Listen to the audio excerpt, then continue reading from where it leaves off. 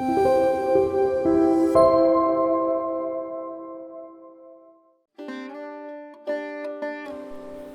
శ్రీ సాయిరామ్. శ్రీ షిరిడి సాయిబాబా జీవిత చరిత్ర పారాయణం chapter 40.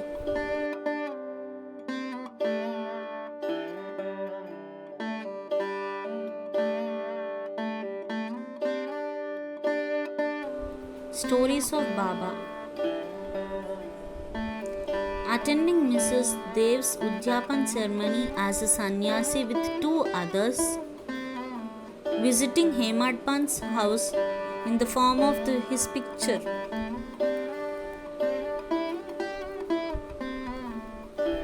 In this chapter, we give 2 stories how Baba attended the Udyapan ceremony organized by Mr. B.V. Dev's mother at his house at Dahanu, and how Baba attended the Sigma dinner party in Hemadpan's house at Bandra.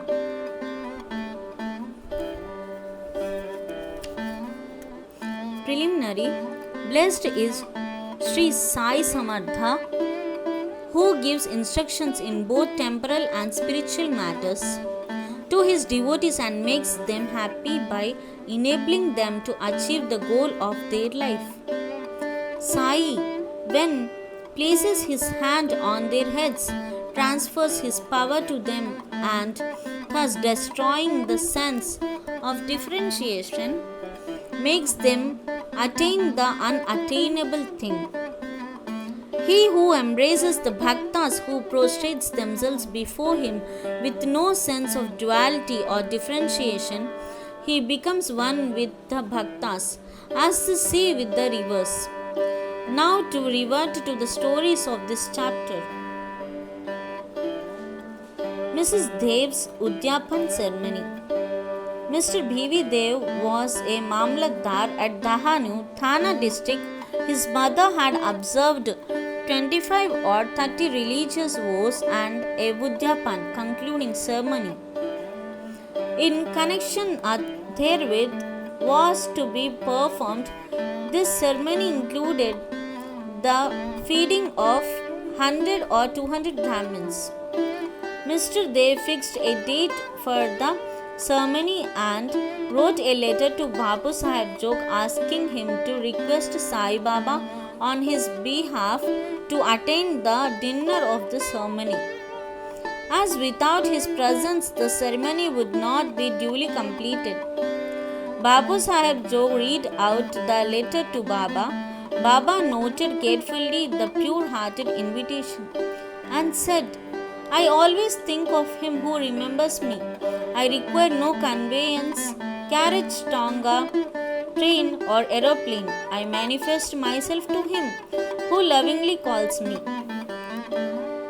Write to him a reply that 3 of us, the trio, myself, yourself and a third person, will go and attend it. Mr. Jog informed Mr. Dev of what Baba said. Mr. Dev was much pleased, but he knew that Baba never went to any place except Rahata, Rui and Nimgaon in person.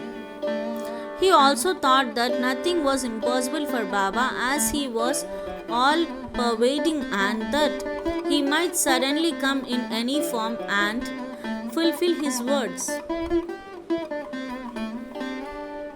A few days before this, a sannyasi in Bengali dress and professing to work for the cause of the protection of the cows came to the station master at Dahanu to collect donations.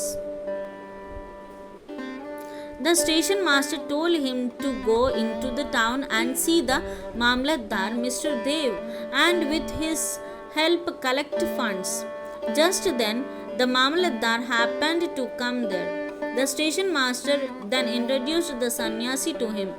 Both sat talking on the platform.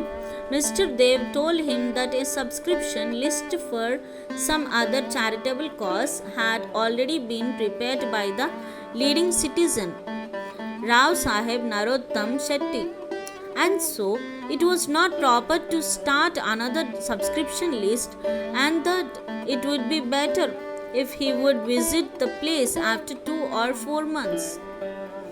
Hearing this, the sannyasi left the place. About a month afterwards, the sannyasi came in a tonga which stopped in front of Mr. Dev's house at about 10 a.m. Dev thought that he came for donations. On seeing him busy with the preparations of the ceremony, the sannyasi said that he had come not for money but for the meals. Dev said, "Alright, you are welcome in the house."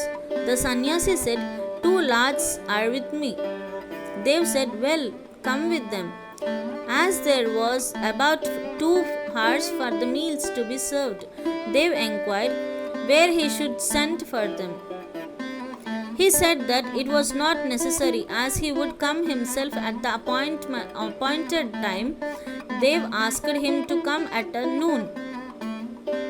Exactly at 12 noon, the trio came, joined the party, and after feeding themselves went away. After the ceremony was finished, Dev wrote a letter to Babu Sahib Jog complaining of Baba's breach of promise. Jog went to Baba with the letter, but before it was opened, Baba spoke. He says that I promised him to come, but deceived him.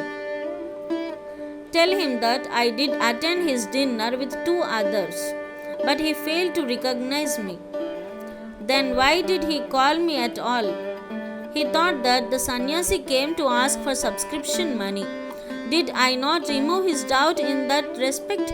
And did I not said that I would come with the 2 others, and did not this trio come in the time? And I have their meals. See, to keep my words, I would sacrifice my life. I would never be untrue to my words. This reply pleased Jog's heart, and he communicated the whole reply to Dev. As soon as he read it, he burst into tears of joy. But he took himself to task mentally for vainly blaming Baba. He wondered how he was deceived by the sannyasi's prior visit and his coming to him for subscriptions. How he also failed to catch the significance of the sannyasi's words that he would come with the 2 others for meal. This story clearly shows that when the devotees surrender themselves completely to their Sadguru, he sees to that the religious functions in their houses are duly executed and complied with all the necessary formalities. Hemad Pant's Sigma dinner. Now let us take another story, which shows how Baba appeared in the form of his picture and fulfilled the desire of his devotee. In 1917, on the morning of the full moon day, Hemad Pant had a vision. Baba appeared to him in his dream in the form of a well-dressed sannyasi, woke him up and said that he would come to him for a meal that day. This vision constituted a part of the dream. When he was fully awake, he saw neither Sai nor any sannyasi. But when he began to recollect the dream, he remembered each and every word the sannyasi uttered in his dream. Though he was in contact with Baba for 7 years and always meditated on Baba, he never expected that Baba would come to his house for meals. However, being much pleased with Baba's words, he went to his wife and informed her that being the holy day, a sannyasi was coming for meals and that some more rice should be prepared. She inquired about the guest, who he was and where he was coming from. Then, not to cause any misunderstanding, he gave her the truth and told her about the dream. She doubtingly asked whether it was possible that Baba should come there Bhandra from Shirdi, leaving the dainty dishes there to accept their coarse food. Hemadpant then assured her that Baba might not come in person, but he might attend in the form of a guest, and asked they would lose nothing if they cooked some more rice. After this, preparations for the dinner went on, and it was ready at noon. The Holika worship was through, and the leaves were spread and arranged with rangoli around them. 2 rows were arranged with a central seat between them for the honorable guest. All members of the family, sons, grandsons, daughters, and son in laws, etc., came and occupied their seats, and the serving of the various items commenced. While this was being done, everybody was watching for the guest, but none turned up, though it was past noon. Then the entrance was closed. The Anna Shuddhi ghee was served. This was a signal to start eating. Formal offering to the Vaishya Deva fire and Naivedya to Sri Krishna were also over, and the members were about to begin when footsteps in their staircase were heard distinctly.